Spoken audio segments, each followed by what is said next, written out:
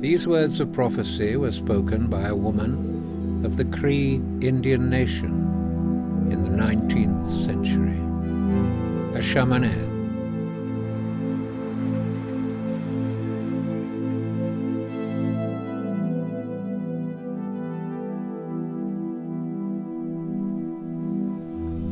Her name translates as Eyes of Fire.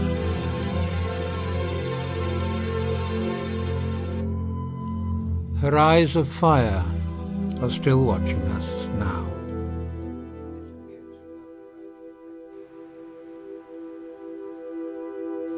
My name is Michael Schliemann. I'd been working with French intelligence in Paris on the Rainbow Warrior case. Progress had been slow. Each time so-called facts emerged about this anarchist cell of young women, they were very soon discredited. Their skills at creating disinformation were superb. Working on a hunch, I had exploited the Echelon network surveillance satellite and managed to penetrate a web of emails sent by their leader, Maria Lenoir, presumably to other members of her eco-terrorist cell. But working alone on these texts, I was faced with a problem. Ethically and politically, I was completely on their side. What was I doing trying to expose them? I decided to meet Maria Lenoir, to warn her, maybe even help her. I wanted the girls to succeed in their assassination plot. The Rainbow Warrior looked a tragic sight today as it lay tilted against Marsden Wall. But there was another uncanny reason for my fascination. There were too many coincidences in Lenoir's texts, far too many, with my own interests and work, especially my novels, and what was known of her invisible life by the intelligence services. I was certain we must have met years before. Our paths had crossed in Paris or Cairo, or both. Lenoir was clearly a code name, as was the name I was using at that time, Matthew Sutherland. I needed to find her before she made a fatal mistake. MI6 and the French had failed to access the girls' network because they believed the cell was working in Paris, a clever ploy. I realized they must be in a quite different city. Vienna, not Paris. I could read between the lines, almost as if they were a map of the city itself.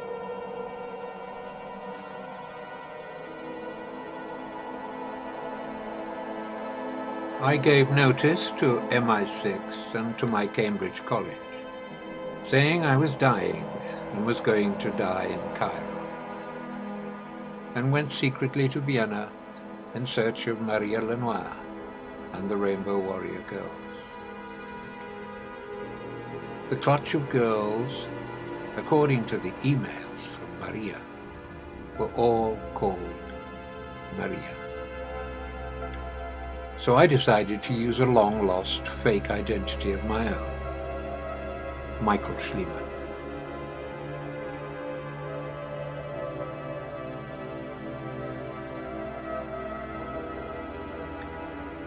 It would be easy to appear to be the academic, giving the odd talk on 19th century literature, but also making a film about avant-garde art for the British Council.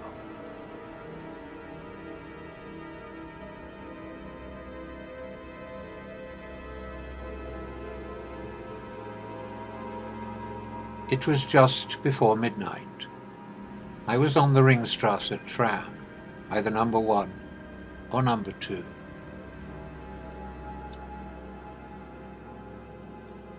But I had underestimated Maria Lenoir. She was much quicker than I was.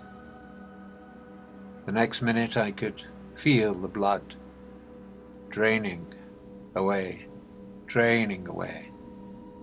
and a strange dream, a final dream, also draining away into lost time.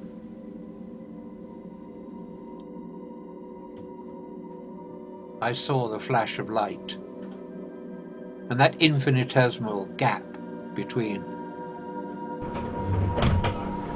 and the sound, and then nothing. Except Maria Lenoir.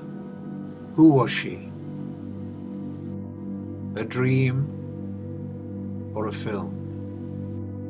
Her dream or mine?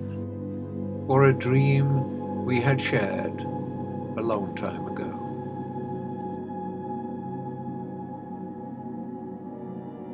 A dream of entering the stillness of time, beyond words, beyond thought, freedom from movement in space, freedom from montage, the cut, the edit, freedom from drifting, endless drifting. The girl was apparently very beautiful, a ruthless terrorist with a PhD in anarchism from Algiers University. She'd killed 2 intelligence agents in a shootout at the Sacré-Cœur Cathedral in Paris.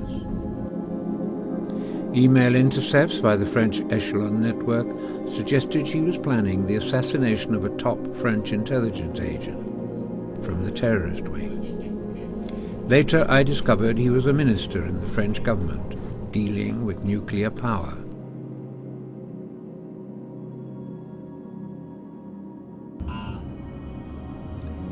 She spoke of holographic time and space and the physics of entanglement. It was just before midnight. Fernando Pereira was in the boat when the first bomb exploded. He and the other Greenpeace activists managed to escape as the boat was sinking. But Fernando rushed back to get his camera to film this callous sabotage. A fatal move. The second bomb exploded. And as his friends watched the Rainbow Warrior sinking, Fernando Pereira was drowned, murdered by 5 French intelligence agents, posing as tourists on fake Swiss passports.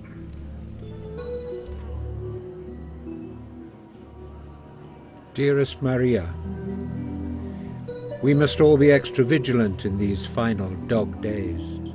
Revenge clouds vision. When you shoot to kill, your eyes can blur.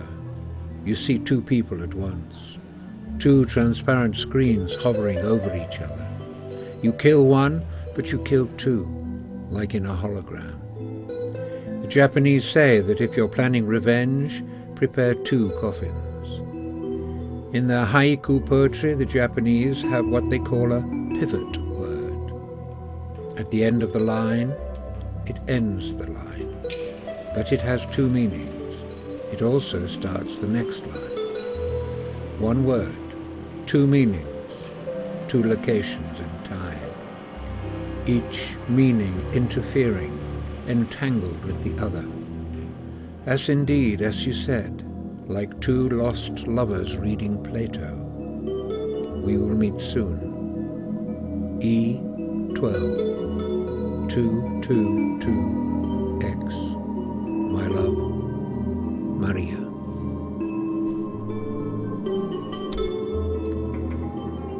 Lenoir quoted a fragment of her manifesto. She spoke of this desire for revenge. As in my memoirs, our 2 stories were entangled. Her assassination, a bleak story of incest, and my memoirs, an equally bleak narrative exposing moral betrayal by the state. She and I, encircling each other like 2 particles in the separate wings of a cyclotron, moving nearer and nearer to death, to the speed of light, far from the comfort of the cave, being watched by eyes of fire, 2 networks of thought in a single split mind, heading for the moment of inevitable fatal head-on impact and fusion.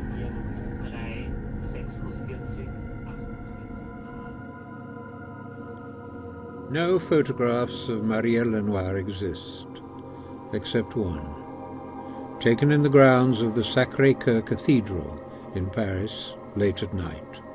Unfortunately, her face obliterated by the bright floodlights.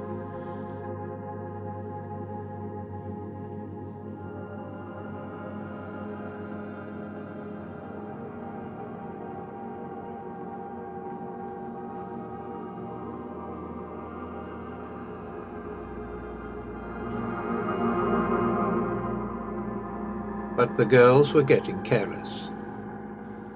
A mistake in one of the emails was to lead me to my first serious suspect. One of the Marias had written that she was still desperately in love with her Anna, as well as Anna K. and Anna S. She was falling apart, referred to her film museum. I suspected it must be the city's 3rd man museum, devoted to the history of the iconic film's production in post-war Vienna.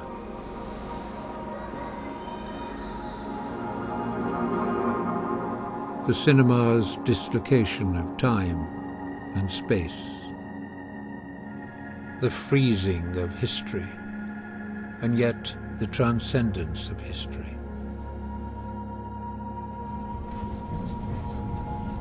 Not needing to forget, and yet needing to forget.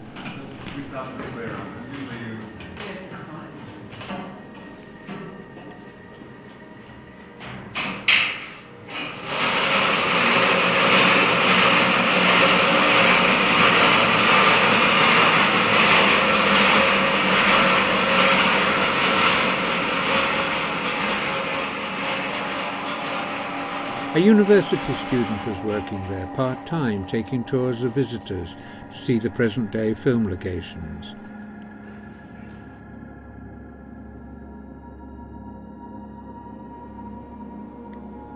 I was excited. I worked it out. The name of her victim, Nightingale. I knew the book. Herr Nachtigall and the Satin Woman. There were other code books.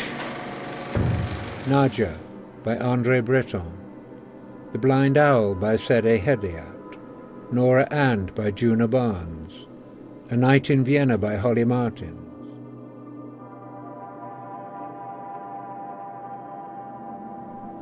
Dearest Maria, from the horizontal to the vertical? No. We walk. Birds fly. Good evening. Dr. Schliemann has asked asked me to read a few words before he begins. For me, the time for action is over. I have aged.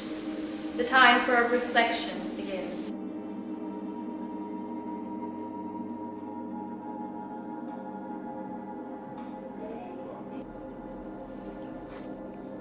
Goddard says it was the French mathematician Jean-Victor Poncelet, alone in his Russian prison cell, going mad, going round and round and round, inventing the principles of projection.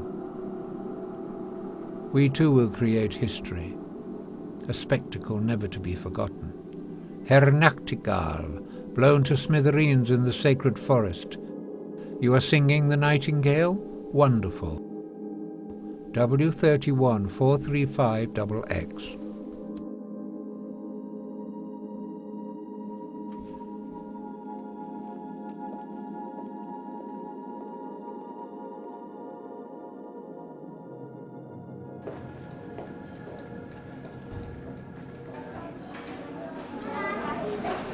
Hi. Hello. How are you? I found this today. Goodness me, I haven't seen one of those for 30 years. Yeah. I have Made in USA, remember? I remember. It's especially cool because it's got commentaries in it. Some person, some, film expert owned this, made all these notes. It's all this red marking all over it. Very specific marking. It's like reading two books, You have two different realities. You have two different perceptions, mine and hers. This woman who owned it.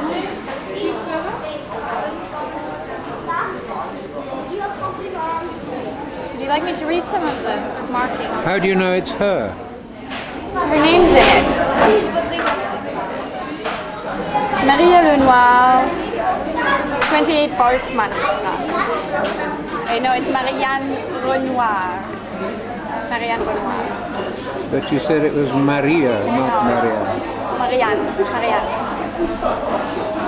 It's Marianne. Marianne Renoir.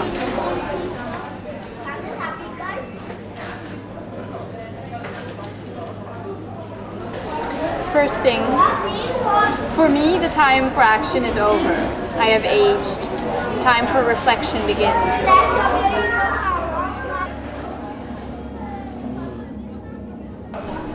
If the modern novel is a fear of the blank page, modern painting is fear of the blank canvas. Why shouldn't modern cinema be fear of the camera, fear of the dialogue, fear of the actors, fear of the montage? This woman was writing a dissertation on fear. Because here's what the next thing is. Close up.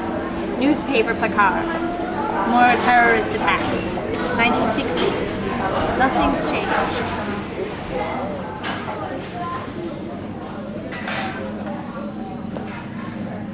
Look what I found today.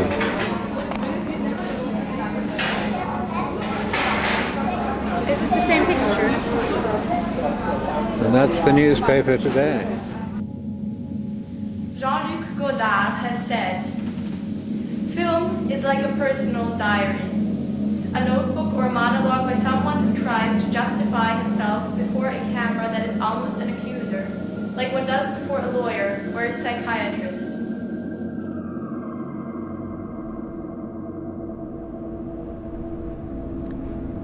I suspected that Lenoir was meeting her girlfriends on the Ringstrasse trams.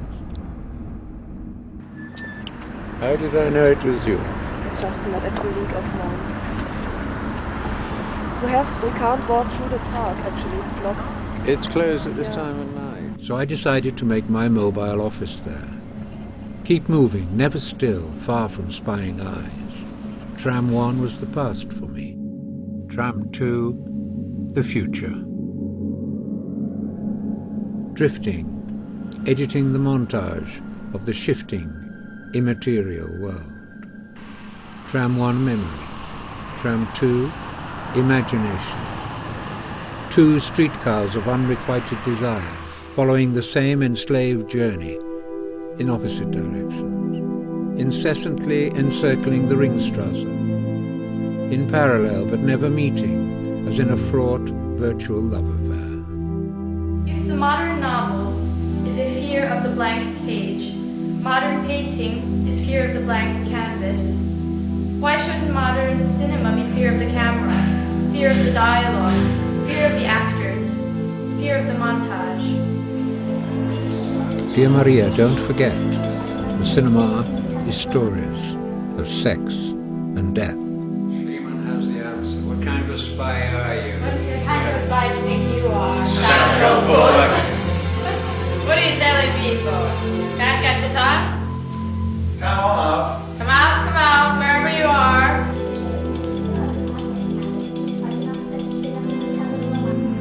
Who do you think you are? What kind of a spy do you think you are, Satchelfoot? What are you tailing me for? Can't catch your tongue? Let's step out in the light and have a look at you. Come on out. Come out, wherever you are. In an unknown location to us. It could be up here, it could be over there, it could be over there.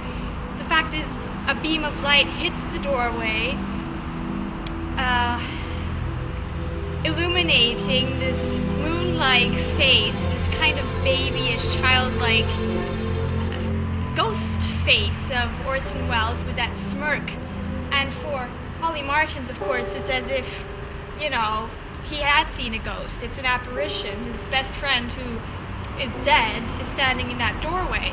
Then he jerks up, tries to walk over to the doorway. A car comes down, and as by the time he reaches the doorway, it's empty, you know, as if he'd just imagined it because he's been drunk and all. So he follows the footsteps, the running footsteps, and still sees a shadow. And he runs after the shadow and ends up in some other place in Vienna, which just shows that film, you know, doesn't play by the rules of space, can make, you know, quantum leaps. Some of you were shot in London. Yes, some of this, well, no exterior shots were shot in London, except for the sewers, but that, you know, that's debatable whether that's exterior. But most of the interior shots were shot in London, such as the bedroom of Anna Schmidt. That was shot in London.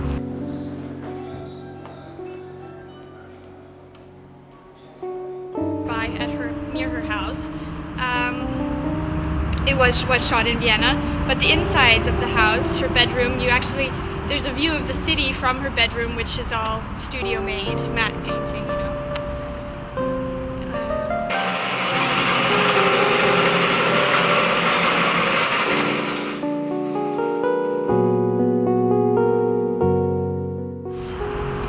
Doorknobs, curtains, which are the essence of place, and they are seen in these studio recreations of Vienna, which in those days was quite unusual. Vienna was coming back from the especially dead. for Hollywood production. I mean, The Third Man is partially a Hollywood production, and in those days, Hollywood productions didn't make a great effort to present place, unless it was a film noir, in which case they often used, you know, near-realism. But in this case, The Third Man is the quintessential near-realistic Hollywood, half British, half American, European film noir. It's near-realism. It's everything.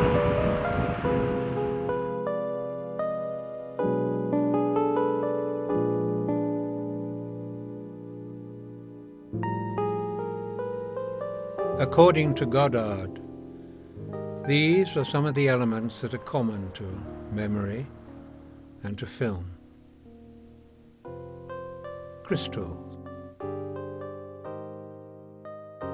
palimpsest, refraction, echo, flash, holograms, interference, dissonance.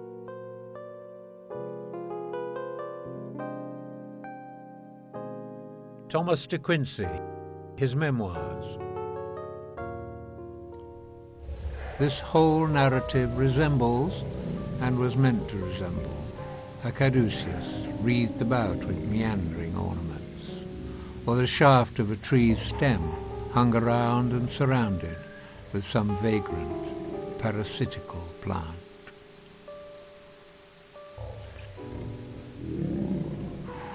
I was invited by the Holly Martin's Pulp Fiction Society to give a talk at the Third Man Museum. To talk about my new novel, Terrorism Considered as One of the Fine Arts. To talk about addiction to fear, that sense of being trapped in labyrinths of deceit and uncertainty.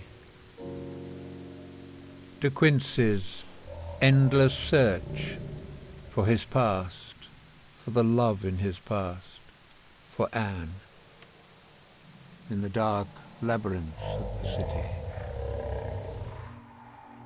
Seeing her face everywhere, but nowhere.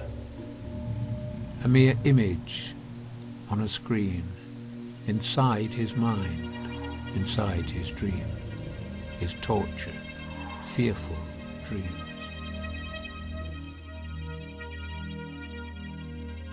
We cannot avoid talking about music, Maria.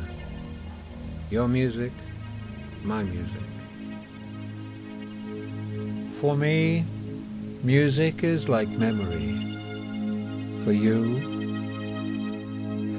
memory is cinema. But we have a common project, dealing with history, dealing with memory.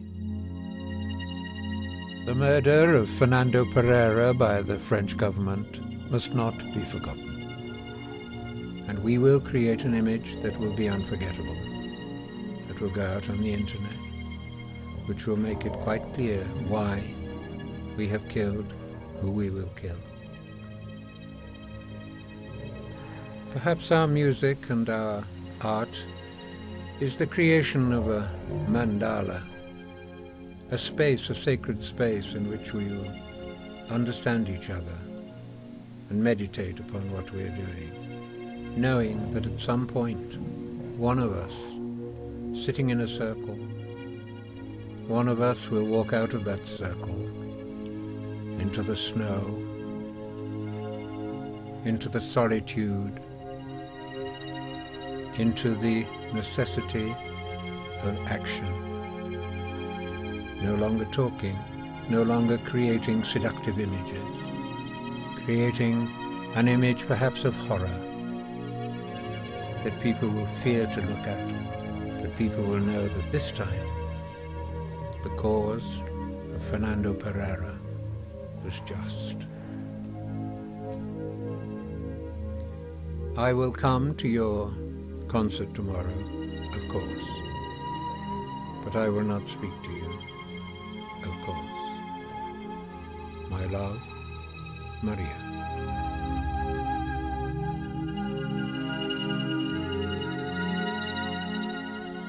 I wanted to talk about retreating, running away. I wanted to talk about my memoirs that were not quite finished, and I had no more time to finish them because I had to find Maria Lenoir before she killed herself.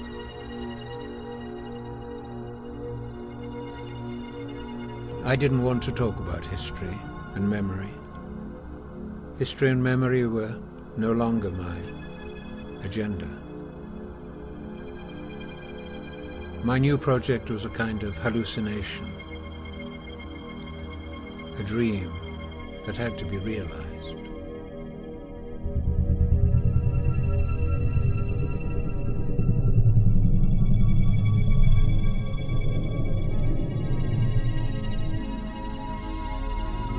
The night before my lecture, I had been reading Maria Lenoir's manifesto, part of which she had sent in an email to one of her girlfriends, describing the death of Fernando Pereira.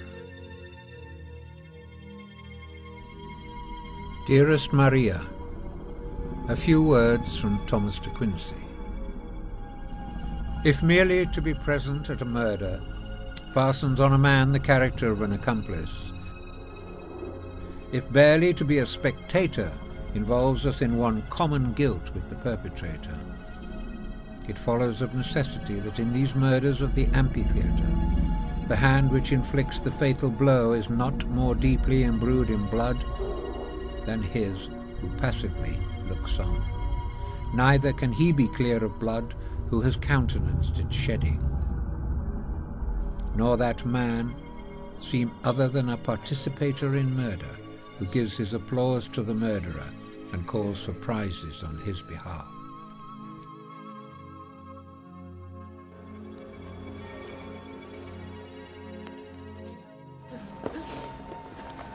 Hi, how are you? Cold today. Yes, it's So, this is it. Tell me the yes. story. all right. It's what I usually do. This is Harry Lyme's apartment. You know, it's where Holly Martins first arrives in Vienna. Come on over. He was murdered just about here, they tell him. You know, they say he was murdered just outside his door. And I suppose they filmed inside they filmed inside the apartment as well. One night I was walking by here in the middle of the night and I looked up and there was this porter standing in the window cleaning the window. And I shouted up to him saying, "Did they film inside the palace itself?" And he said, "Yeah." And if you look in, you can see some of those, gilt decorations, which you can see in the film. I mean, I heard that the inside of Harry Lyme's apartment was not reproduced in the studio. So I assume it... Sorry, what? It was what? It was not reproduced in the studio, because they filmed many of the indoor locations in London. But I think that scene they filmed in there.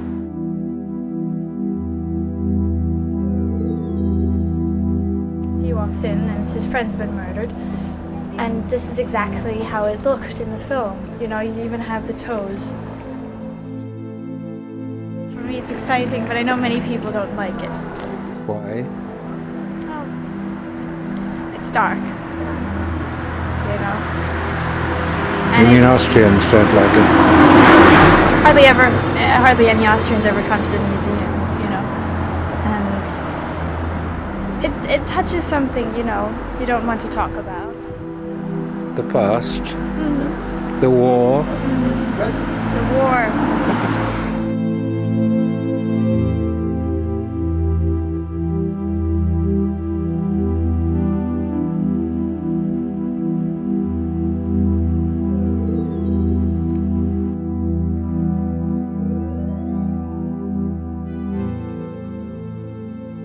Dearest Maria, tonight, my love, Maria.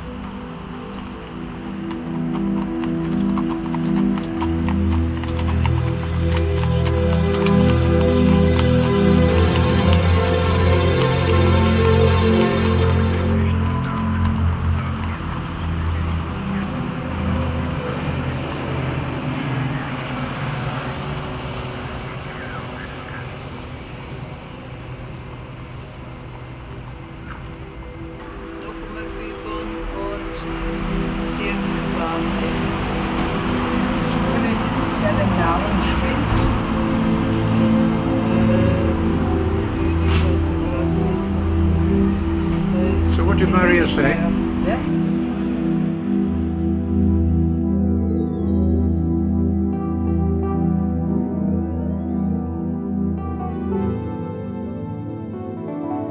These sisters of sorrow, they utter their pleasure not by sounds that perish, or by words that go astray, but by signs in heaven, by changes on earth, by pulses in secret rivers, heraldries painted on darkness, and hieroglyphics written on the tablets of the brain.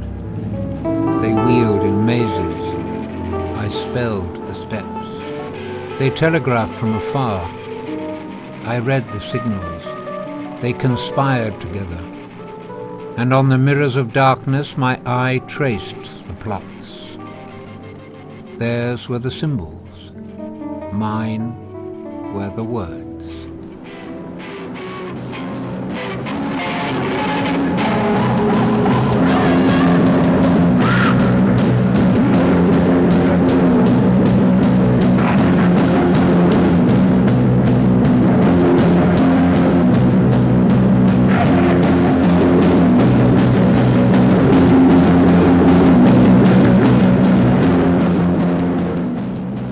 But the third sister, whisper while we talk of her. She is the defier of God.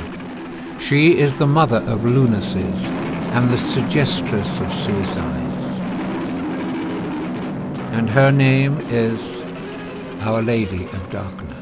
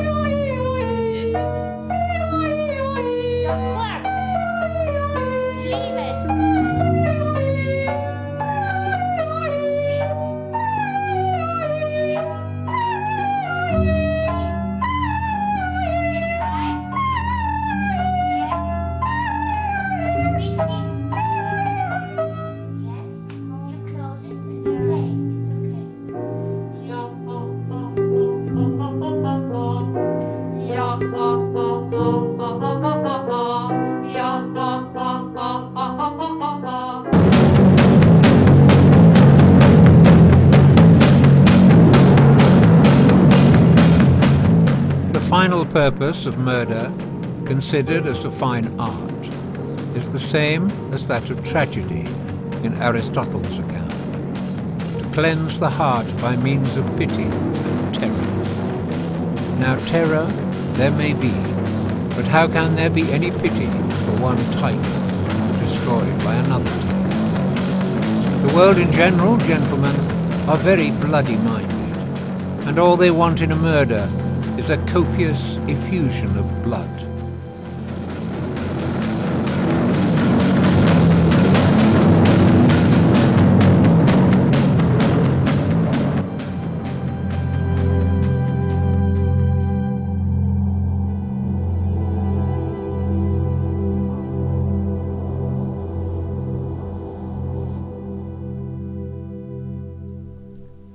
Dearest Maria, I quote for you. Hear you not the rushing sound of the coming tempest? Do you not behold the clouds open, and destruction, lurid and dire, pour down on the blasted earth? Feel you not the earth quake and open with agonizing groans, while the air is pregnant with shrieks and wailing, all announcing the last days of man? The wind crying Mary. The quote is Mary Shelley, her final novel, The Last Maria, the last man. If it was obvious even then, 200 years ago, that the earth was being raped and murdered by the Industrial Revolution, Blake's Satanic Mills, why this apparent horror now?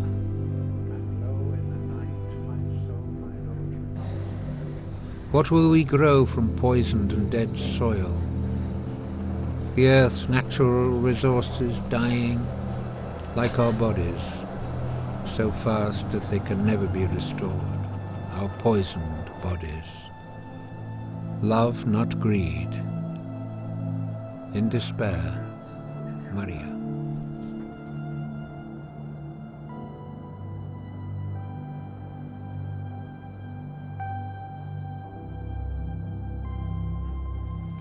people begin to see that something more goes to the composition of a good murder than two blockheads to kill and be killed, a knife, a purse, and a dark lane.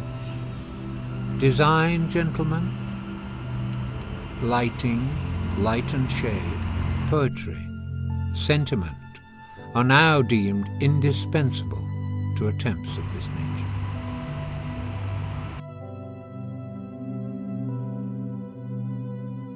But murder can also be treated aesthetically, as the Germans call it, that is, in relation to good taste. The first murder in history is familiar to you all. As the inventor of murder, Cain must have been a man of first-rate genius. But to come to the Dark Ages, they ought to be favourable to the art of murder, as they were to church architecture and stained glass. And accordingly, at the end of this period, there arose a great character in our art, the old man of the mountains. He was a shining light indeed. And I need not tell you, the very word assassin is deduced from him.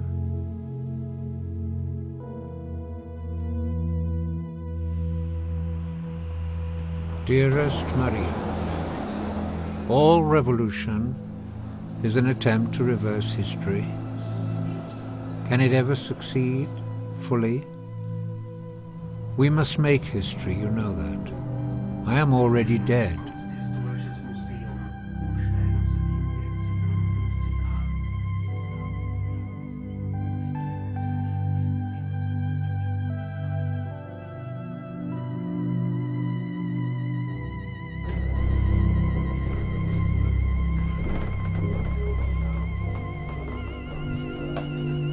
The domain of dismembered memory, free from the desire to repeat. My own brain endlessly recycling images and words. Who is the director of this dream? I am racked on a wheel, as if my brain knows more than I do. What it decides must be recalled, remembered. What has been dismembered, remembered. Scenes that torment us become recurring dreams. Look, look, look, said the birds. This question is unsettled. Museums. Yes, history and museums. Monuments in stone.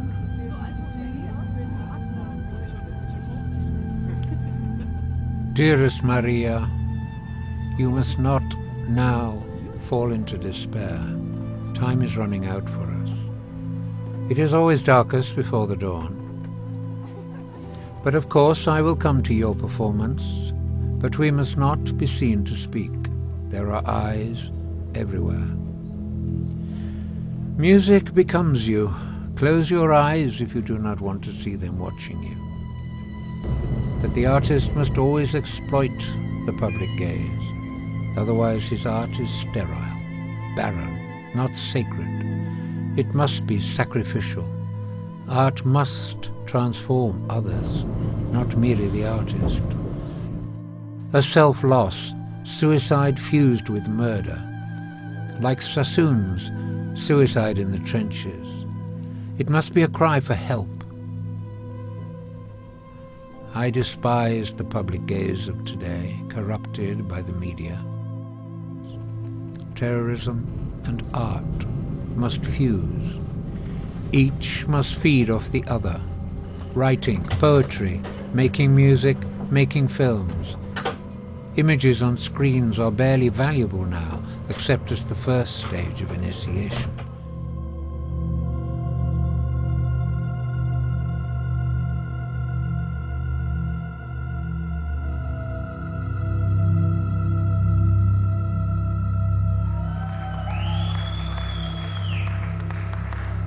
The hoi polloi and their cultivated, self-destroying greed Once they are before that screen, subject to it, paralyzed, their inner mind's eyes are blank, petrified that the screen will no longer need them, desire them, their gaze, their money. The screen must be incandescent. We must wage war on their screens, embody our age in images on their screens, yes, but our images, to revenge Gaia and restore her to her throne.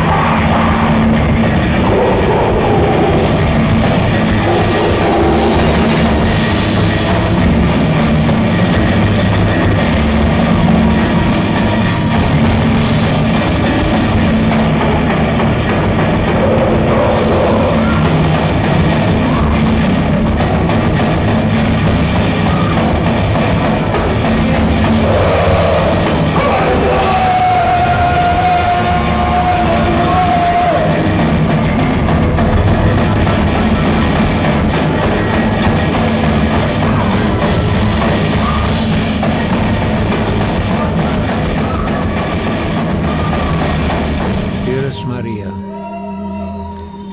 I know that fear, I know that terror. You know that I know that fear, that terror, the inescapable aura of foreboding. And our music, it augments the panic, evolving in all directions. Like a huge, visceral, decaying web of empty cellular cages, into which I imagine Fernando falling towards an infinitely dark space at its center, reminding him of one of the images that Giordano Bruno had drawn to illustrate the relation of the map of consciousness to that of the universe. Circles within circles within circles. What is here is there, as Hermes Trismegistus knew. He'd been there, powered by the wings on his feet. That was Fernando, eyes of fire and wings on his feet.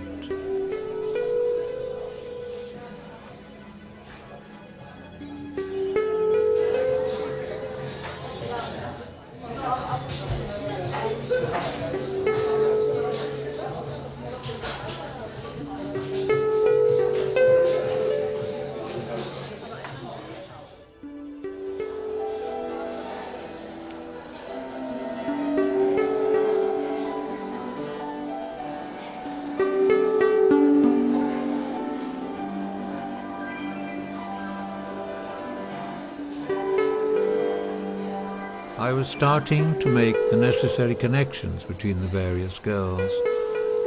I was getting close.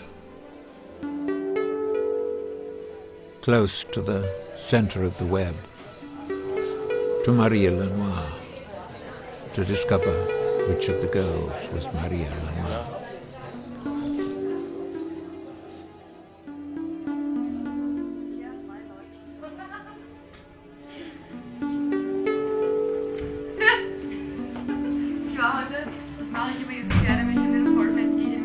Evening, Nina. Immer in der Früh um 5.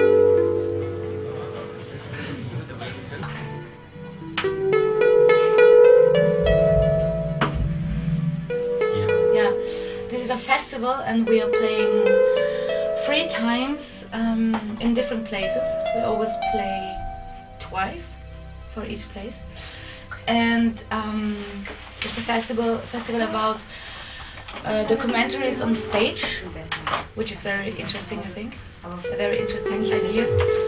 And we're going to play Darwin's Nightmare on stage. It's a documentary about a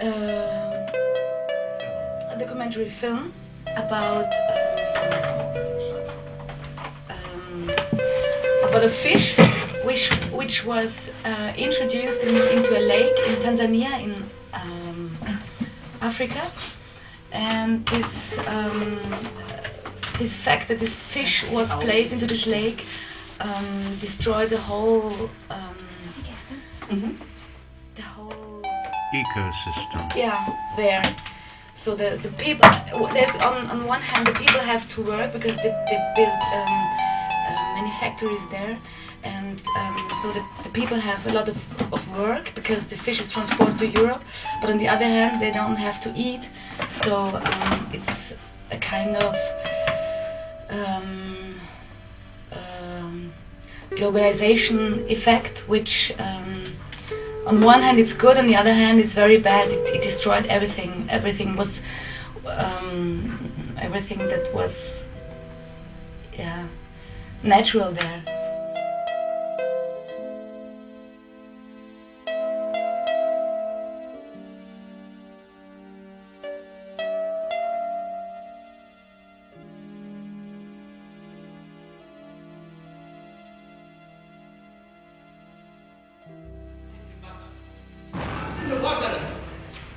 Start diving.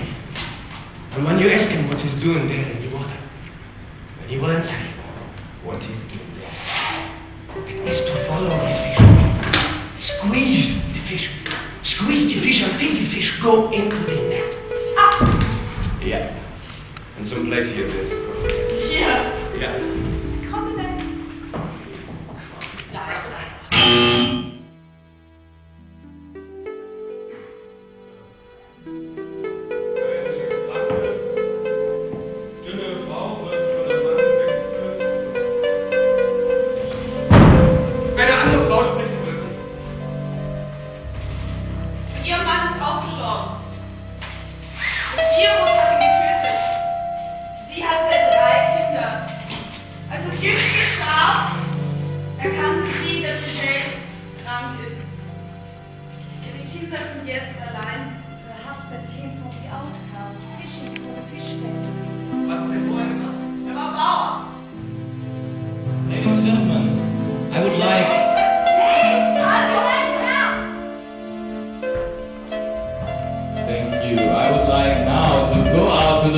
Tanzania, I would like you to stand up.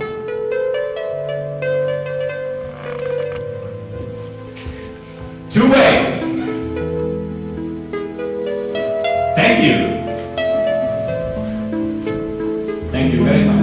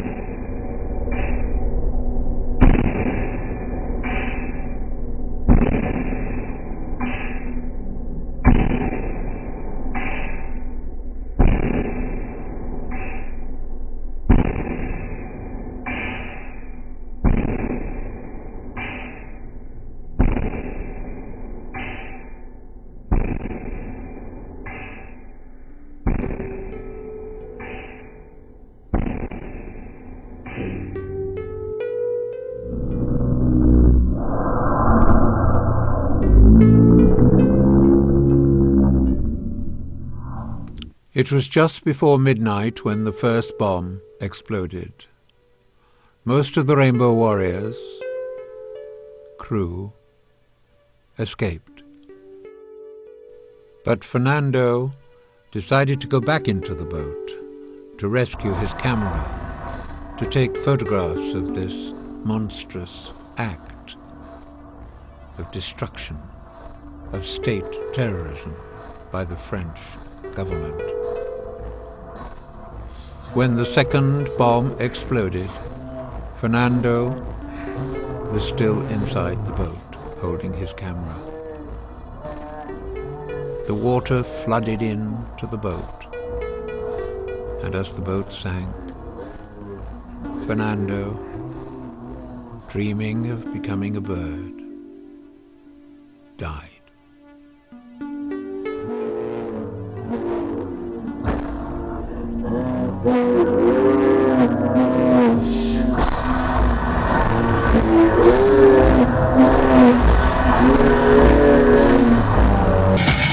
California, über alles. California, über alles. Über alles. California, über alles. He had written a letter earlier in the day to his girlfriend in Paris, Maria Lenoir, telling her how as the Rainbow Warrior came towards the South Seas, they were followed by a lone albatross, following them. And he wondered if one day he might take a photograph of the last albatross,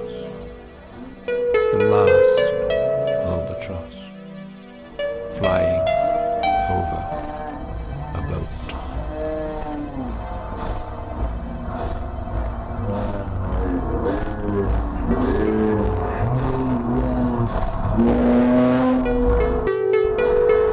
He had written a letter earlier in the day to his girlfriend in Paris, Maria Lenoir, telling her how as the Rainbow Warrior came towards the South Sea, they were followed by a lone albatross, following them.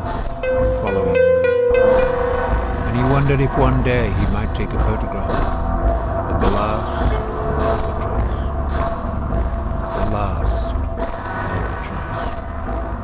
flying over a boat. A fishing boat, probably, scavenging the seas, ravaging the seas, destroying the last breeding stocks of some essential, apparently essential food for humans' greed.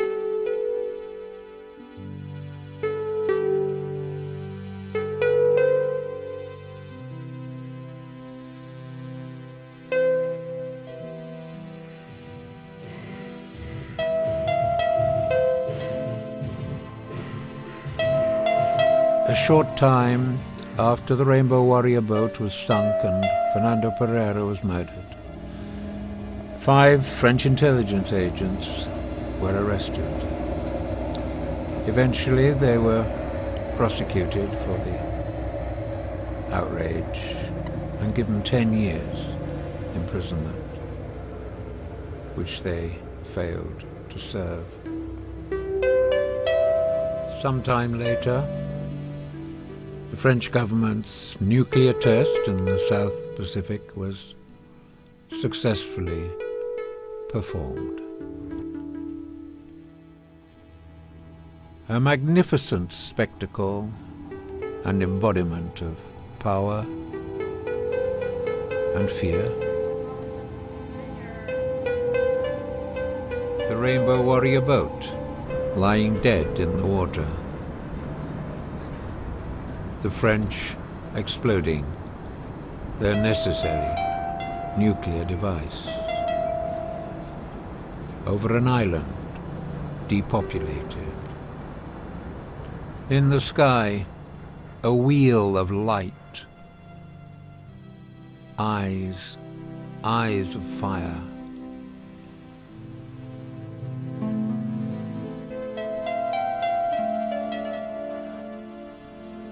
Fernando's dream of becoming a white bird now mysteriously fused with another image, which seemed to him to be of a young girl dancing in the sky.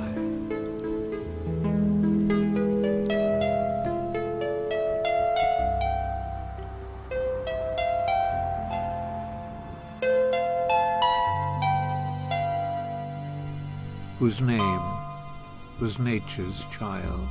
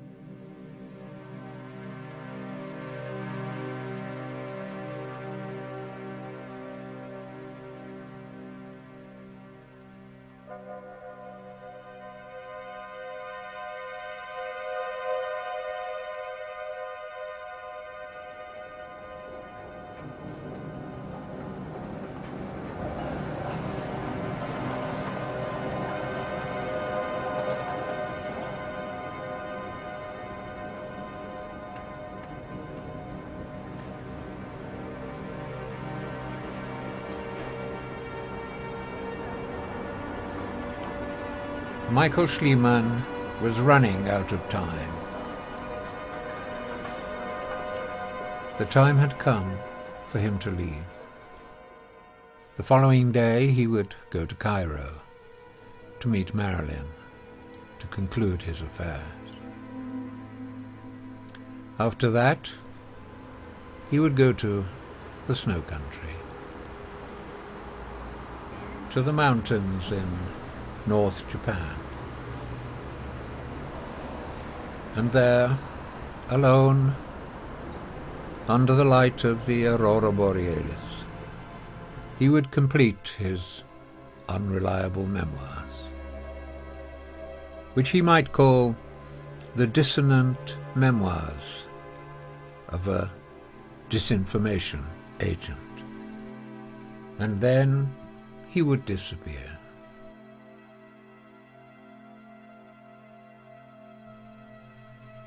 He'd sent his favorite student, Marilyn, ahead of him with his encrypted computer.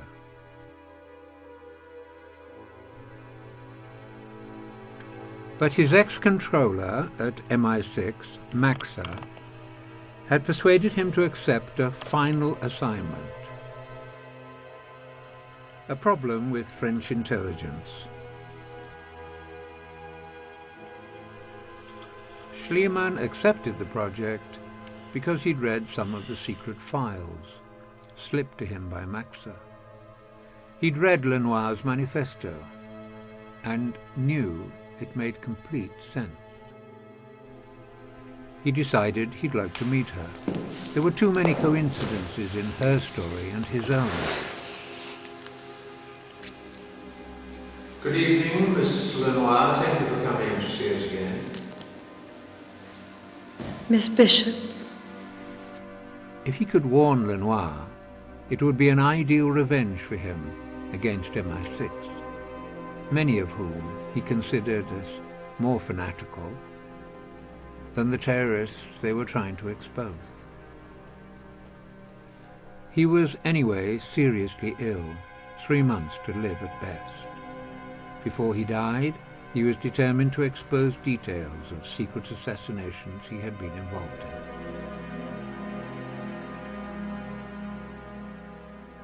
But MI6 had arrested Marilyn in Cairo with his computer. Schliemann knew nothing of this, or that Maxer was trying to unravel the webs of his conspiracy of texts. MI6 were worried. How much damage could they do? Maxer was unaware that Schliemann had decided to go underground in Vienna to find Lenoir and warn her that French and British intelligence had penetrated her emails and were closing in on her, and quite prepared to kill her before more agents were shot.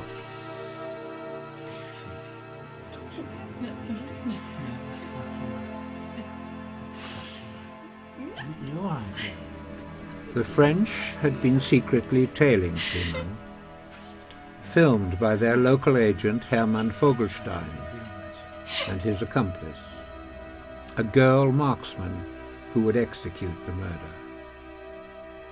Their plan was to wait until they were sure Schliemann had found Lenoir and kill them both. Best, their story died with them.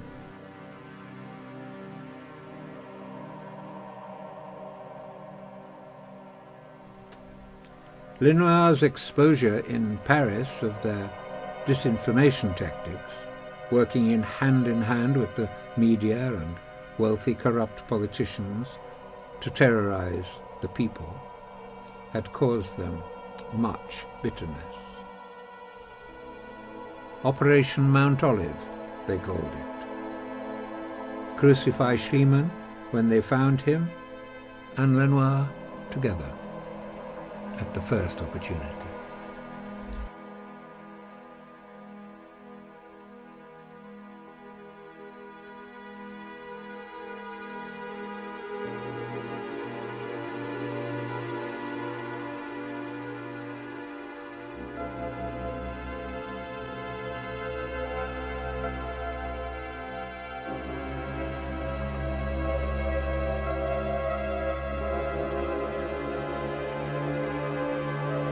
It was a routine experiment.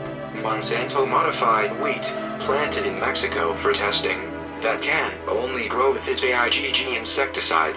Considered to be statistically a virtual impossibility, though there is always a small margin of unpredictability and possible human error, we could not have foreseen the invasions of wind-borne retroviruses on freak spring El Niño-generated monsoons, viruses incubated in the nasal passages of genetically modified cotton boll weevils, the cotton plants fertilized by ground-up British, almost certainly BSE-free, meat protein, banned by the rest of the world for all animal consumption, but mixed with genetically modified molasses and discarded genetically modified soy leaf and molasses, discovered to be an ideal plant nutrient in Colombia, especially cocoa plants, and illegally sold to Mexico only as an easy cover for money laundering, a wind-borne retrovirus that destroys any animal immune system in 3 days. Impossible, said the Bush administration experts.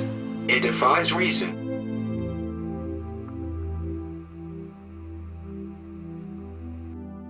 Either that or a religious cult associated with the Russian mafia, experimenting with picorna virus, genetically modified to affect humans, except those incubating a gene. Schliemann was running out of time, and he knew it. He was still not sure which of the Rainbow Warrior girls was Maria Lenoir. And realization of the great epidemic, born in and on the wind in the pines, the winds of change. Maria's dream.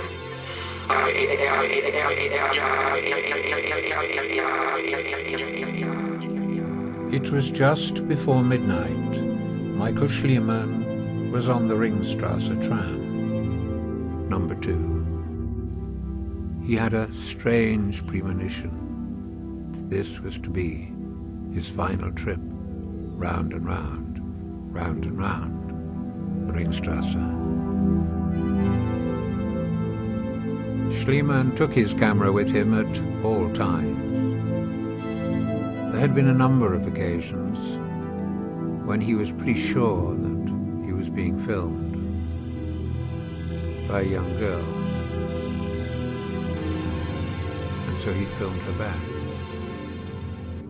Another occasion in a cafe, and so it went on. He wanted evidence as much as they wanted evidence. He would show them fear in a handful of dots. He would show them fear on a screen with a handful of dots. He'd sent all the film he'd been making to Marilyn in Cairo.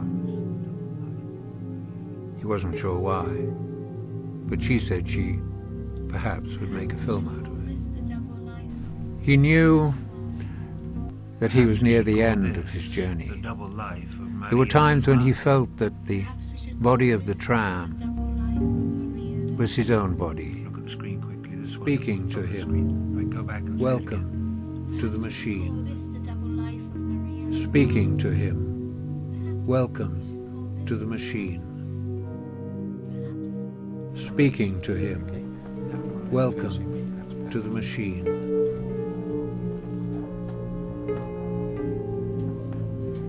He'd spent the early part of the day listening to music, listening to one of his favorite records, Echoes by Pink Floyd, listening to a song that had always been one of his favorites, Albatross by Peter Green. Another song that somehow had always haunted him, Song of the Siren by Tim Buckley. Not good signs at all.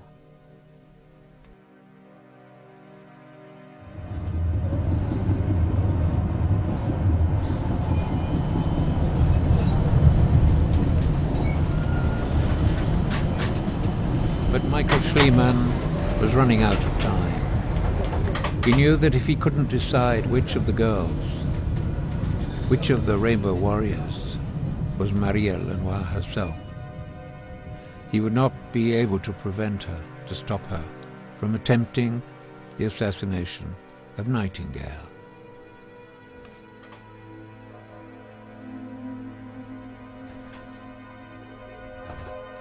He was certain by now that he was being followed.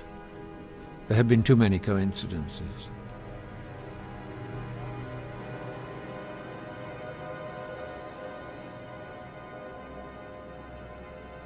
The only way he could find out now was to expose himself, take the risk of exposing himself, in which case Maria Lenoir would probably kill him.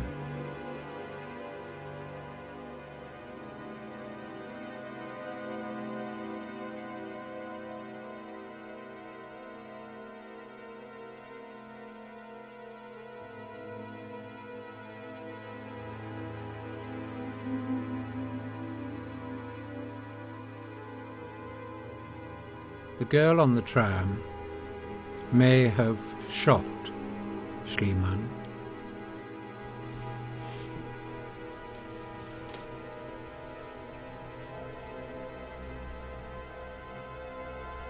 Or filmed him after he was murdered, or both. Vogelstein found Schliemann's body just before dawn, one neat hole in his chest. The MI6 coroner later said he had died of a heart attack. Schliemann had known that Vogelstein was a close friend of one of the girls he was filming. Vogelstein was something of an artist himself. Being an artist in his circles was a way of life.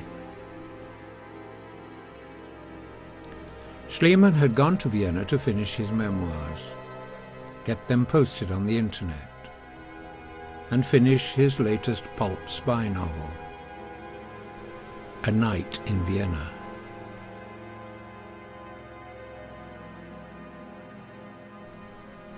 And die.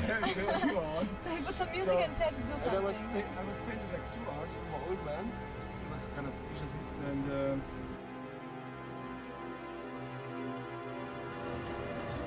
but not before he had revenged the death of Maria Lenoir. When you have only 3 months to live, anyway, you can murder with impunity.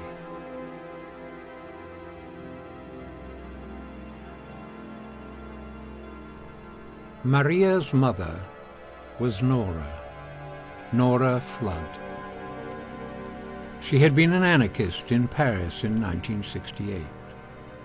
It was she who had thrown the petrol bomb through the window of the TWA offices in Place de l'Opéra, triggering the May Revolution.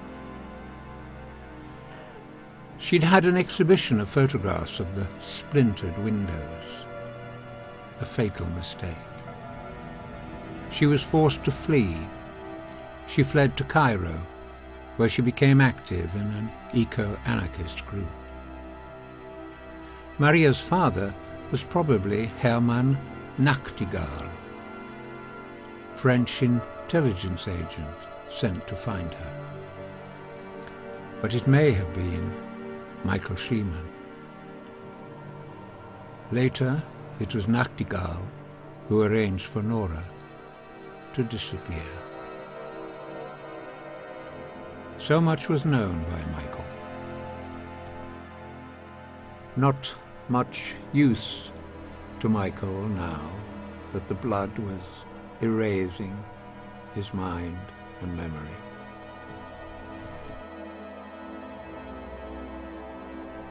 One of Michael Schliemann's bevy of actresses, a dancer, disappeared on the night of his murder. MI6 and French intelligence, separated by their profound mistrust and mutual interest in the Nightingale story, decided not to reveal the truth to each other or to themselves.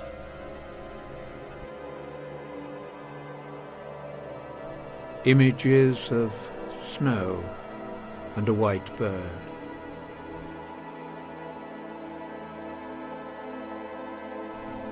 A white bird circling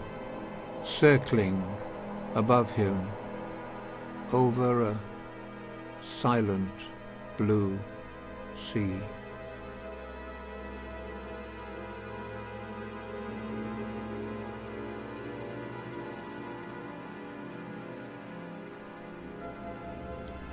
A few days after his death, Schliemann's memoirs appeared on the internet, exposing, amongst many other things, the recent assassination of Maria Lenoir, blown up on a boat with a man she had recently met.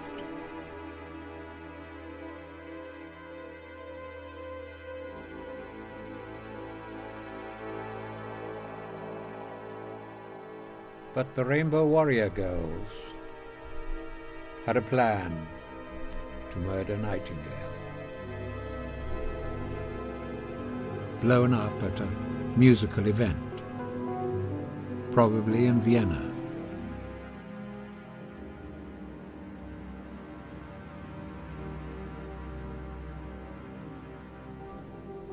The group planned to make a film of this spectacle, this spectacular murder of Nightingale.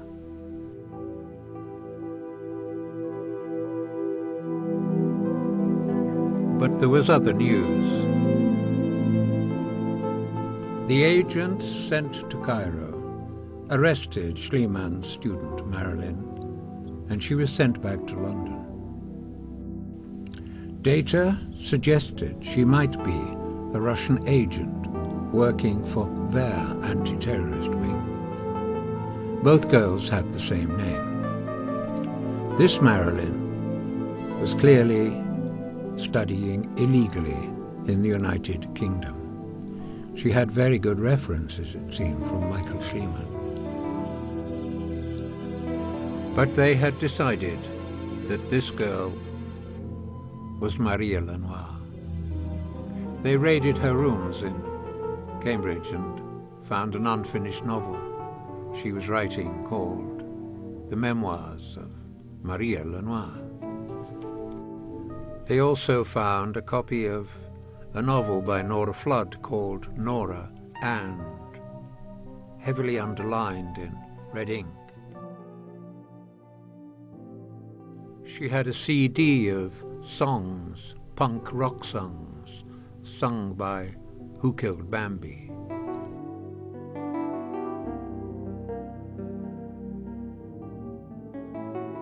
A love letter from Michael Schliemann to Maria.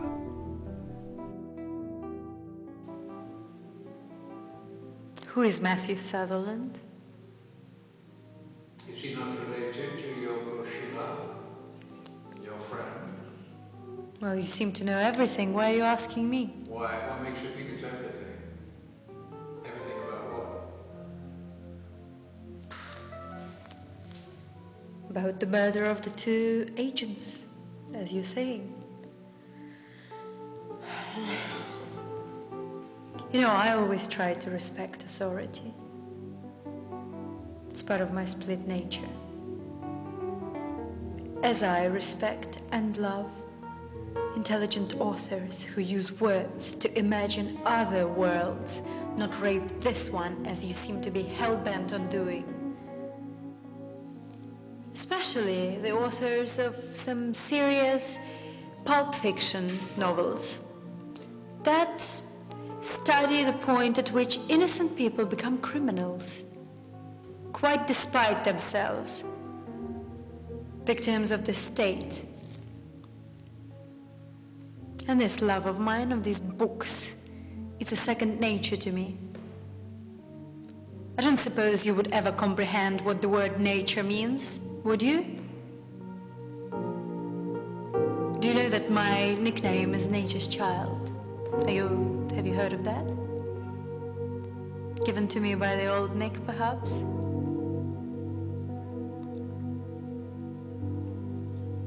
Thank you very much. Okay, ciao.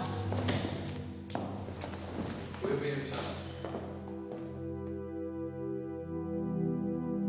A proposal for a PhD in creative writing. It is utterly brilliant, her new tutor insisted, and quite genuine.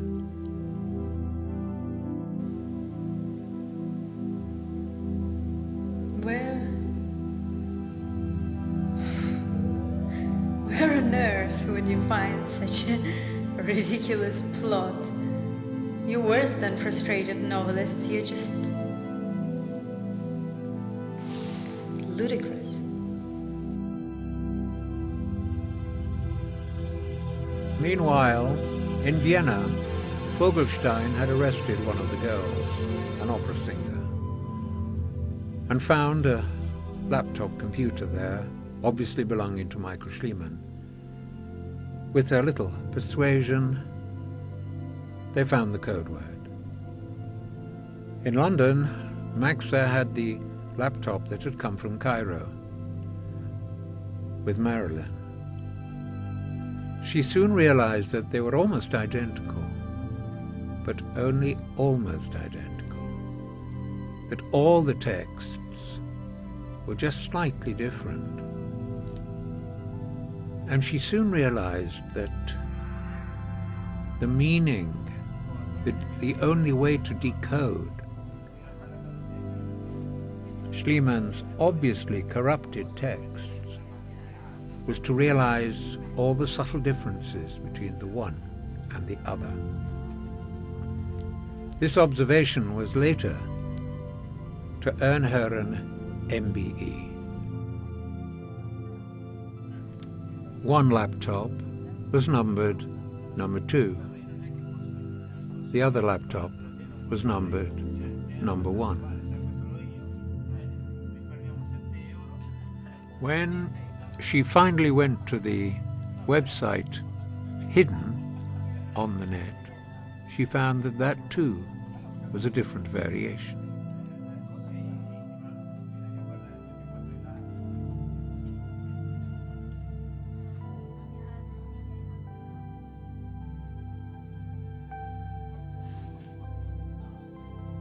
What are you looking for?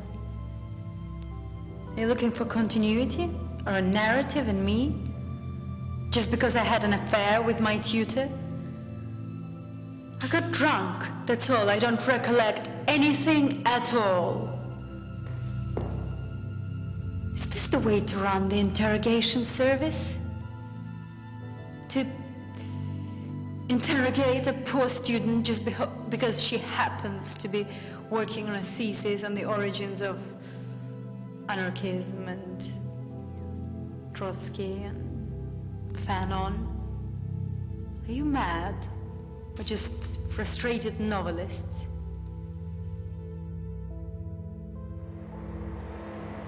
Hello? Maria? Hello? Shit.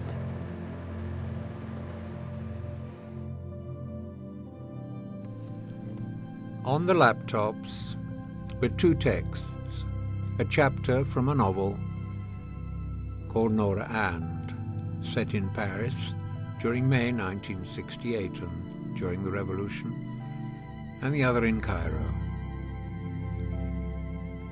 In one chapter, the daughter of Nora, called Maria, had a father called Herr Nachtingale, a French intelligence. In the other, the father of her child Maria was an agent in British intelligence, Michael Schliemann, otherwise known as Matthew Sutherland.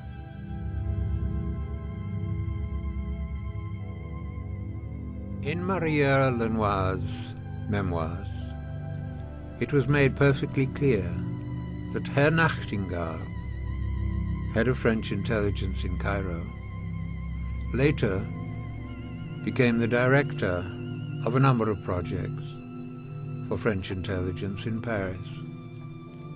The most important one being the assignment of 5 agents to New Zealand to sink the Rainbow Warrior boat, the Greenpeace boat, in which Fernando Pereira was drowned. Well, I found one here. Yeah, it's been left to grow wild and it's interwoven with French and British intelligence agreed to make all references to any of Michael Schliemann's story, other than the so-called fictions or the fictions that were so-called reality or whatever. Any reference to Schliemann's story, facts, coincidences, probably. Any reference would be to imply that they were accomplices in terrorism. What? The speech again. Okay.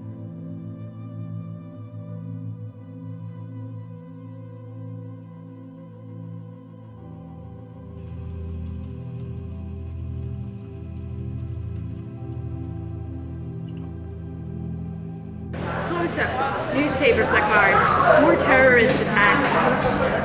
Nothing changes. Hello? Maria? Hello? Why do you think Goddard killed off his women characters always in his early films? And in his latest films? They just look best dead. But in his first, in that Abu de Soufre, it's the male character who was killed. And then there's that famous scene where she says, "C'est quoi, dégueulasse?" Say that again, what? Every black-haired woman I see, I always think it's Anna. Anna Schmidt? You know, Anna's. Your Anna. In the novel Nora And, Nora is in love with a girl called Anna, who's German. Oh, I'm in love with many Annas. There's many different. Polish, Russian, Anna Karina, Danish, from Denmark? Yeah. You should know. French. Anna Schmidt is from Czechoslovakia. Mostly Slavic, I guess. My name should have been Anna. Why? Well, because my parents couldn't decide between Anna or Sophie, or maybe it was my brother whose name should have been Anna. But one of us should have been called Anna, but then they liked my name better. A brother with the name Anna would have been a bit difficult. Well, that was before they knew he was going to be a boy. My name should have been Max if I had been a boy. Maximilian? Yes, like all the emperors here. She's such an icon here that in a way it's almost like so logical that you're filming that. No idea. Why is it logical or illogical? Many people film her. Because they're always like, oh my god. They have no idea why. Yeah, no, but normally, a lot of people film it. A loss of symmetry in his brain between left and right, past and future. A dissonance in which words were sounds without meaning. And what had once been music was now verging on white noise. Julius Campbellplatz, Franz Josefs Bahnhof. Umsteigen zur S-Bahn zu den Zügen. But Michael Schliemann was running out of time. He closed his eyes and he could see himself lying dead in the tram, empty of people. He had put out his hand and touched her. And as if she was made of fragile glass, she crumbled in his hand, cut his veins, and he watched the blood flow and his life flowing away. Until he realized it was not his own wrist that had been cut, but both their wrists. Finally, he had become one with himself. One with his fate. One with his brief moment of time. One with the heap of broken images that he would leave behind. One with the montage in his mind of journeys, finished and unfinished, speeding up, closer and closer, le goût de l'infini, closer and closer to oblivion.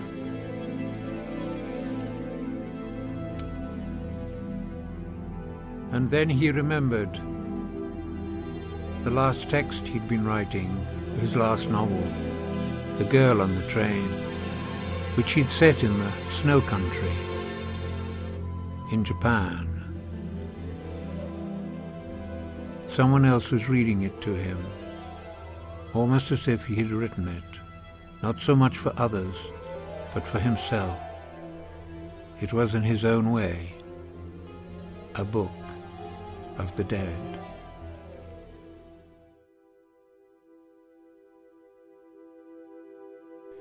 It might have been better if he'd written the story as an opera.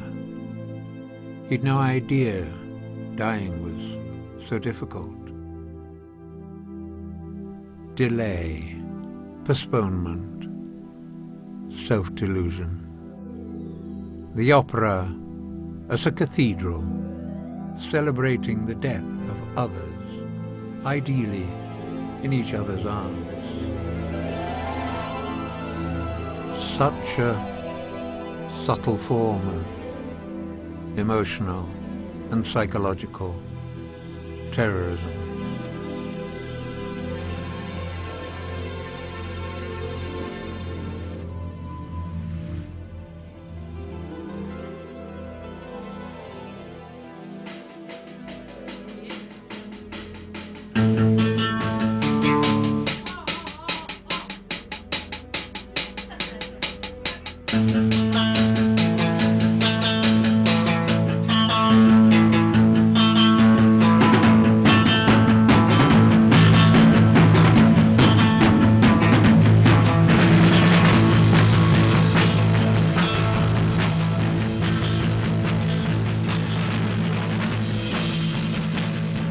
If he had his time again, Michael realized that he should have made his film into a punk opera, even a post-punk opera.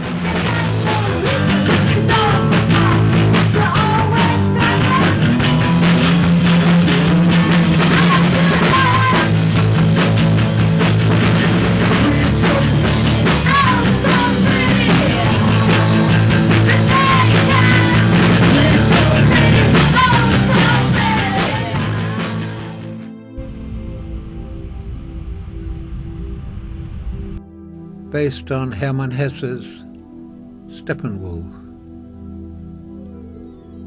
put on in the Berg Theatre with the punk rock group Who Killed Bambi.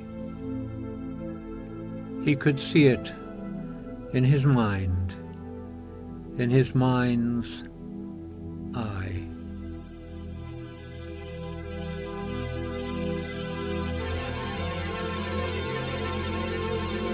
After the performance, the theatre occupied by an eco-terrorist group with Kalashnikovs.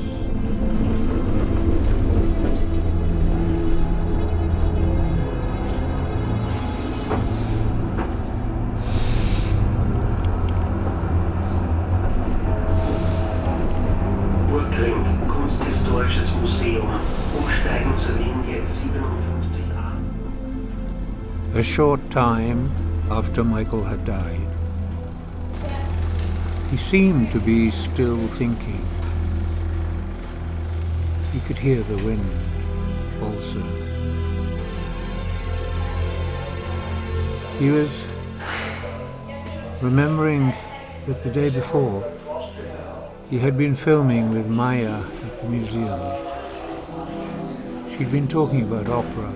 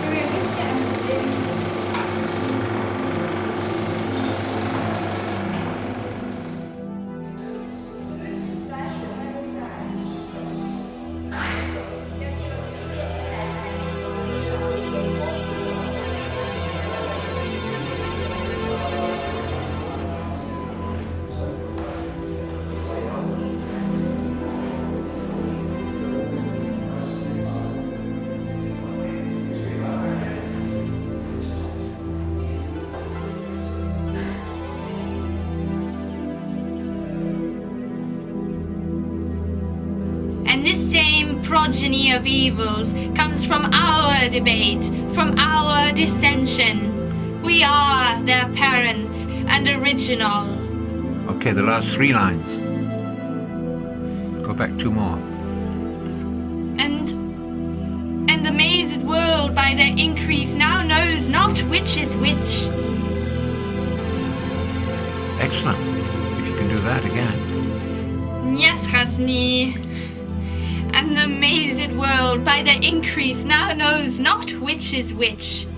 And this same progeny of evils comes from our debate, from our dissension.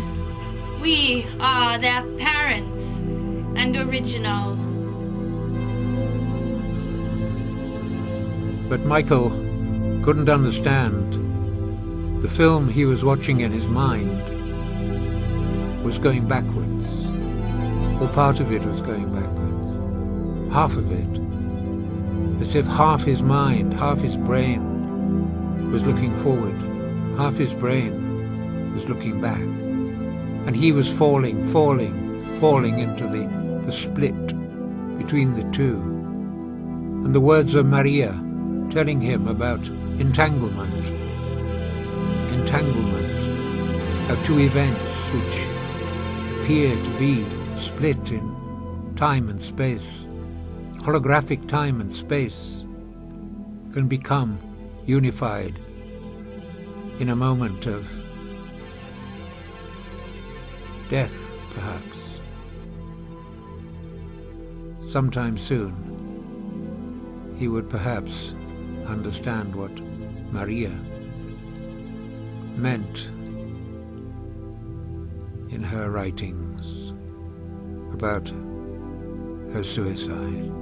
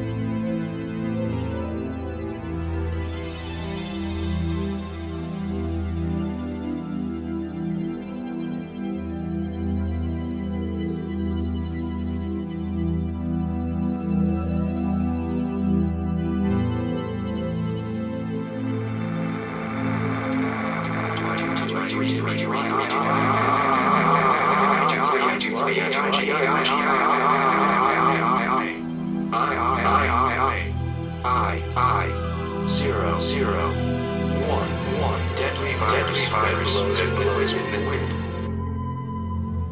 Samuel T. Coleridge. The Spectre Woman, and Death Maid, and no other on board the skeleton ship. One after another, his shipmates drop down dead.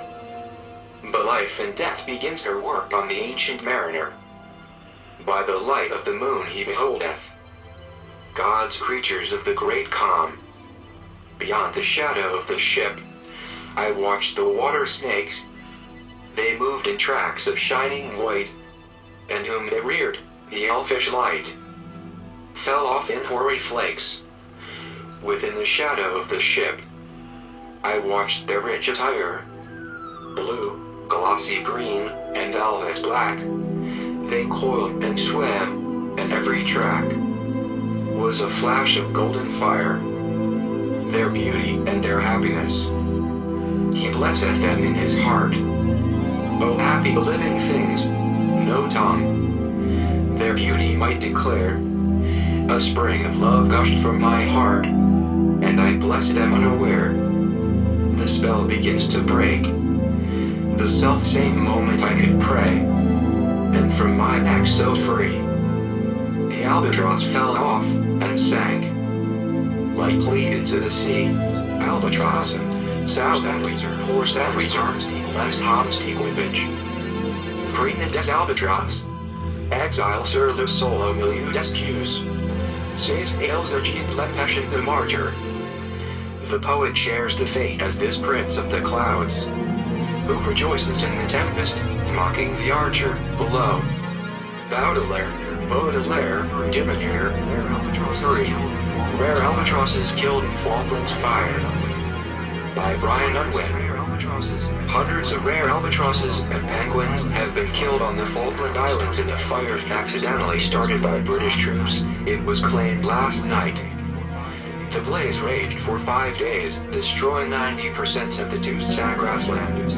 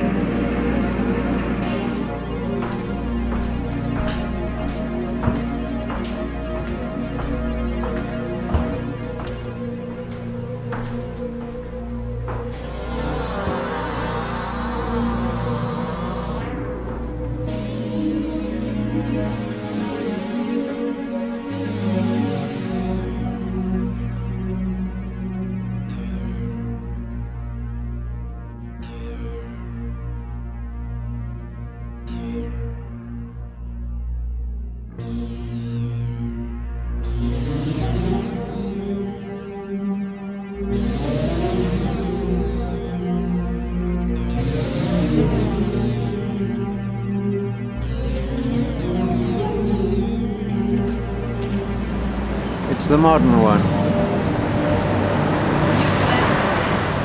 Useless. Yeah, I'm prepared to wait. Are you? No, I'm fine. Yeah. Hey, babe. Take a walk. Walk on the wax. I know that song. So do I. It's one of the great songs of all time. You'll take a walk on the... I am taking a walk on the really wild side with all the wolves.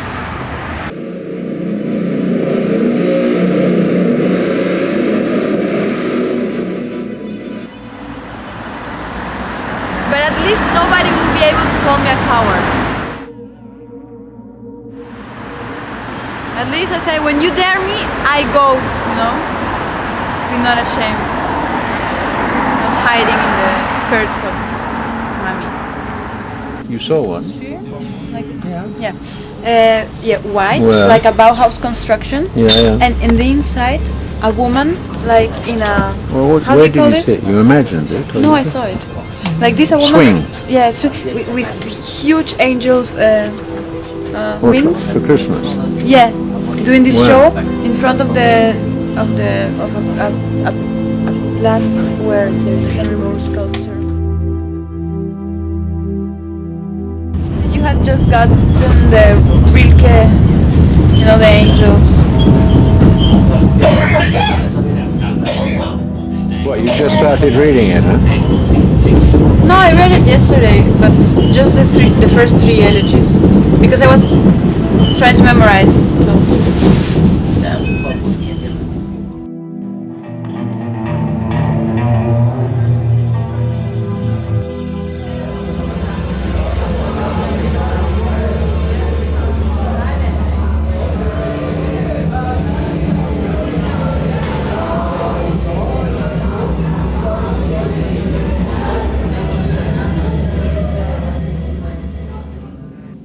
Where was she? Are we getting off at the next stop?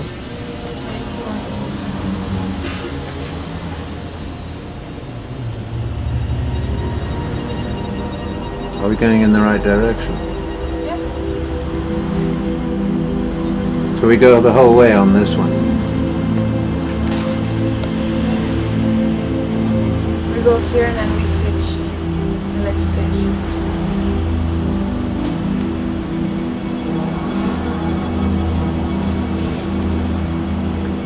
Did Maria talk at all about going away, or was she particularly worried? More worried than usual? No, like I spoke with her in the phone, and then the phone went off, and I lost the call. We were speaking, and then it just faded away.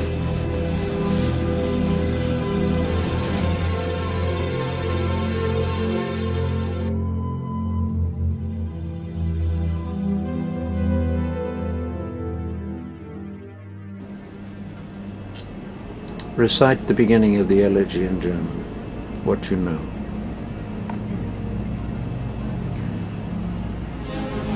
Leise soll ich das Mondrechts anscheinen, Achtung, der viele Geister reiten die Welt, manchmal wenn nicht.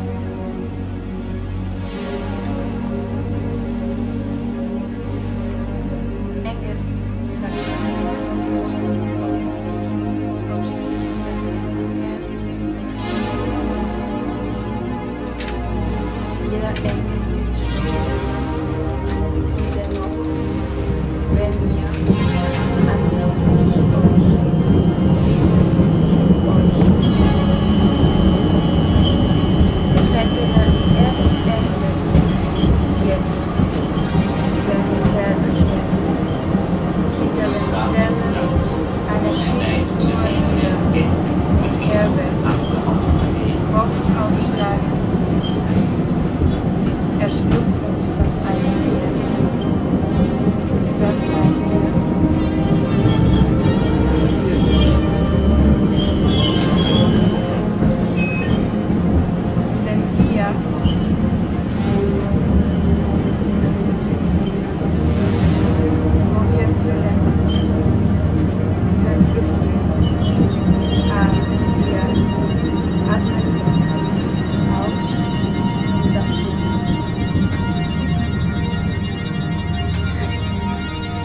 When did you start learning it? No, I was reading it. Where did I see you? You got the CD? Or was that? Yesterday, wasn't it? Yeah. Yeah, wasn't it yesterday? Have you learned all that since yesterday? Yeah, and I can one more. But I was like sad about what I just. I was saying a really sad part. Like when you, I was saying like when you feel, I mean when the angels feel, they vanish. And it was so sad. I just stopped thinking.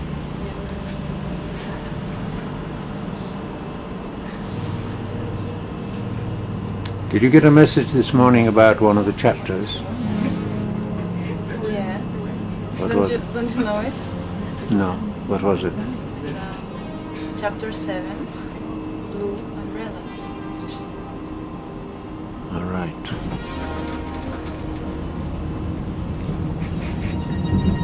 Can you recite it again, please? What? The elegies. Really? Yeah.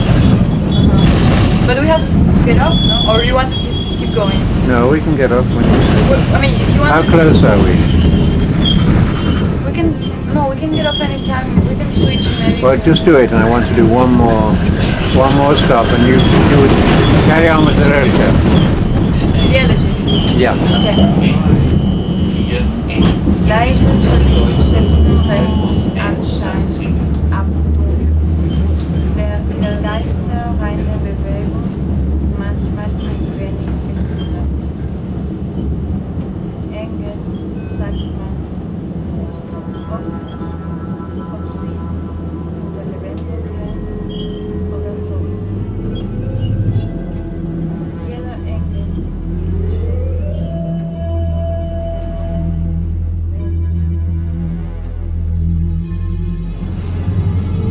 Yeah.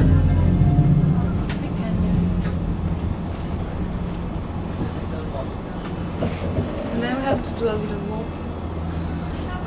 Yes, okay. Just go. You get the other No, we go tram to back. We go to the underground only. Uh-huh. Isn't this a stop? Is this a stop?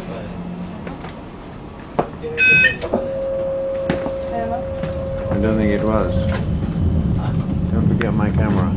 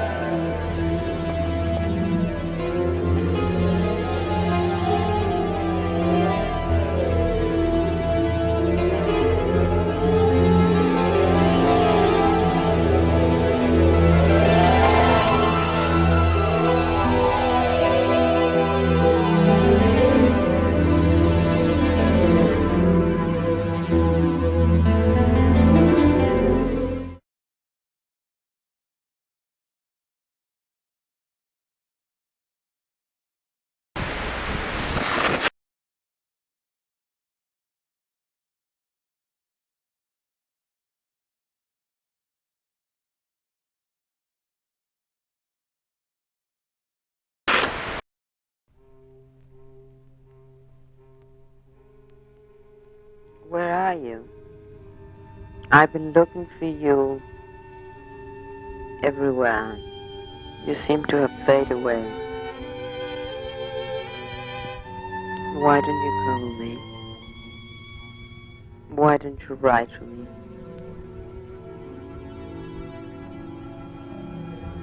Would you call me tonight before I go?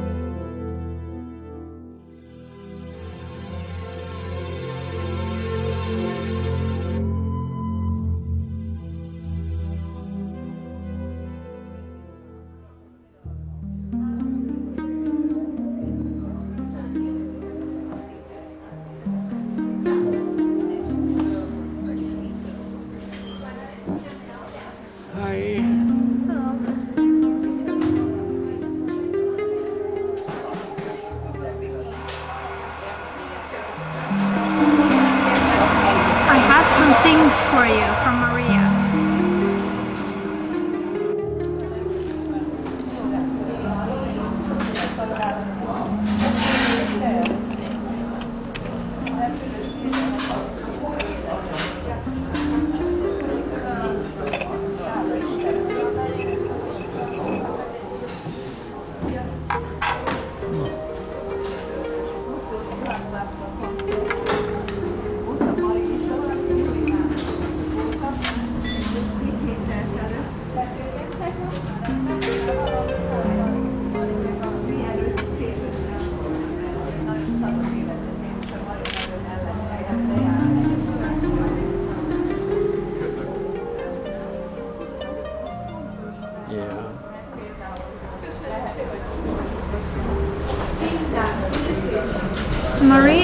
that this is the symbol of entanglement.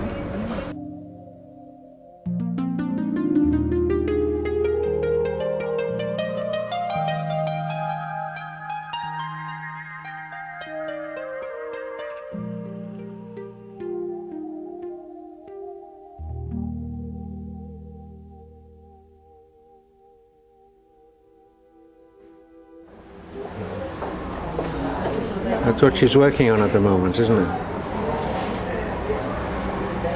Okay, yes. Well, listen, what are these, do you know?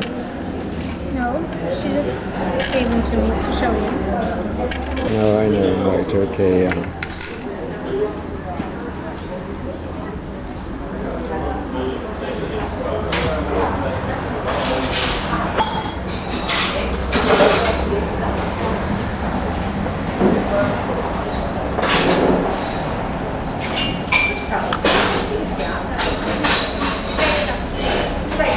Did she say when I might be able to see her? Very soon. Well, she said that last time. Well, then it's sooner. Does she seem worried about anything? She always seems worried.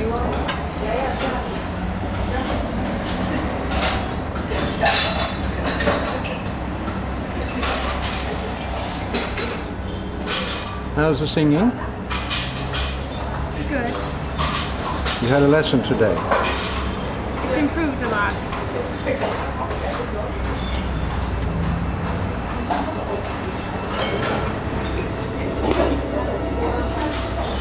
Yes, I had a lesson today and I had a lesson yesterday. I went to the university to have a lesson with the university professors. And the day before that. And then on Saturday.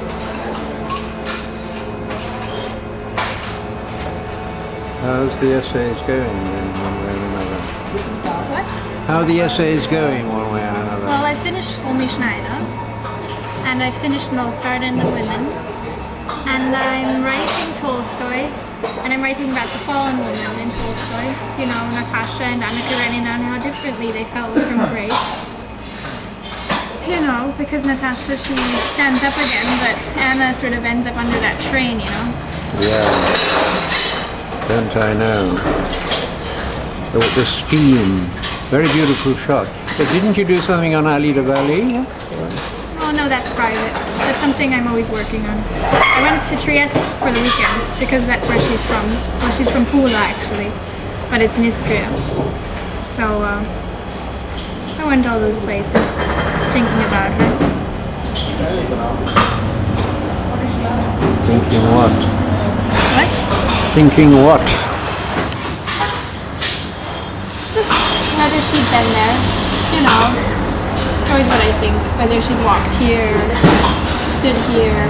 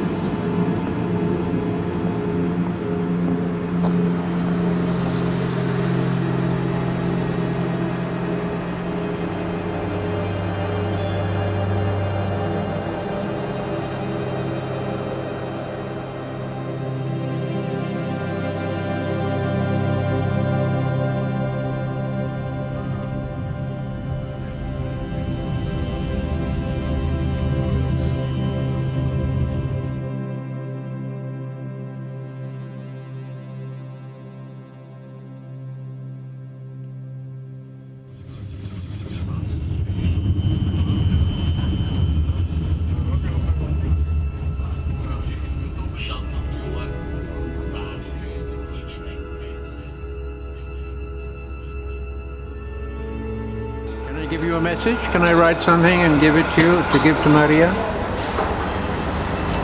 When do you think you might see her? Today. Tonight. Maybe later tonight. Maybe early tomorrow morning.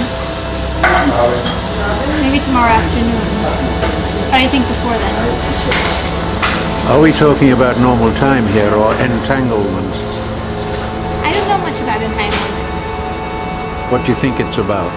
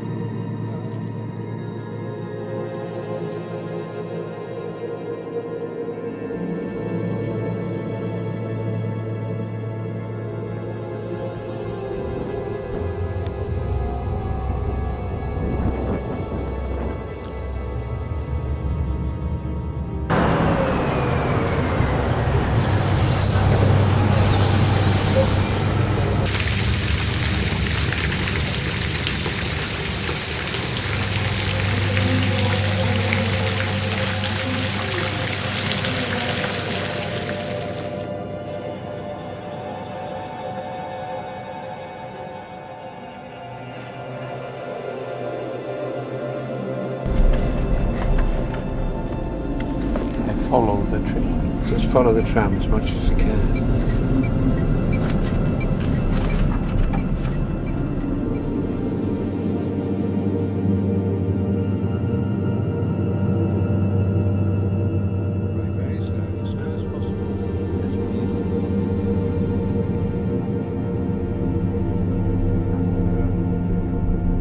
Behind the point, I cannot.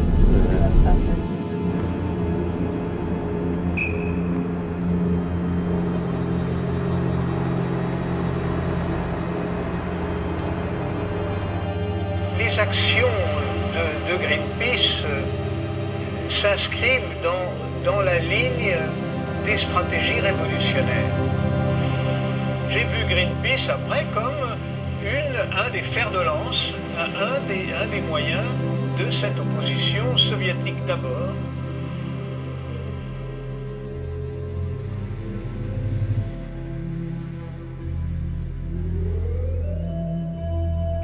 Entanglement means action at a distance, actually. You take an event and split it into two, and one goes up in one direction, and the other goes up in another, and they both react, proving that there is another dimension of space across which events can communicate, which we have not discovered.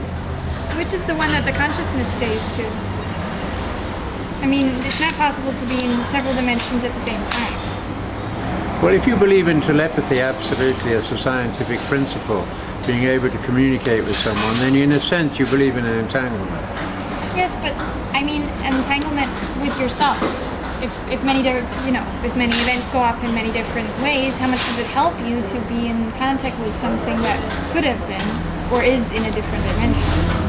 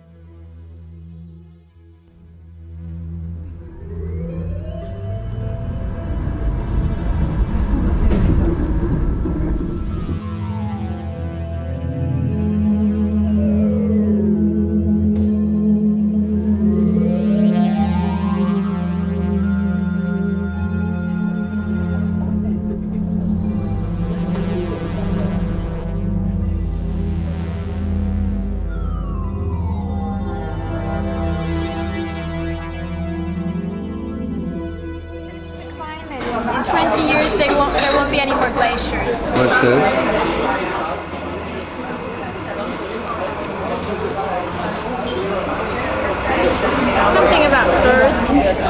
Yeah, well.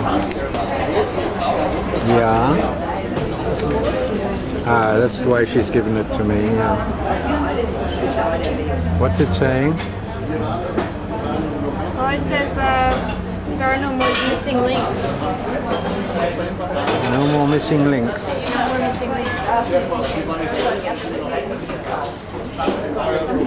It's not discussing the fate of the albatross.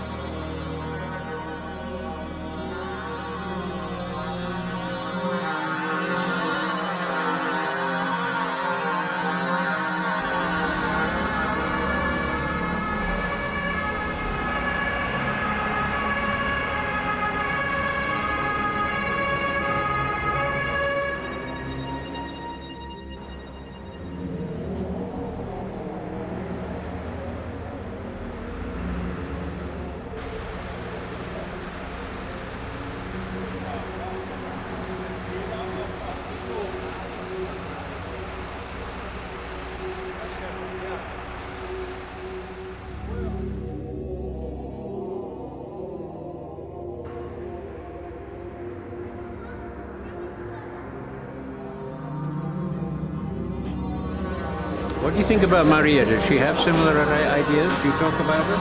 This kind of thing with her? Fate? The idea of fate? Yes, that's why I'm talking about it now, because I was talking about it with her.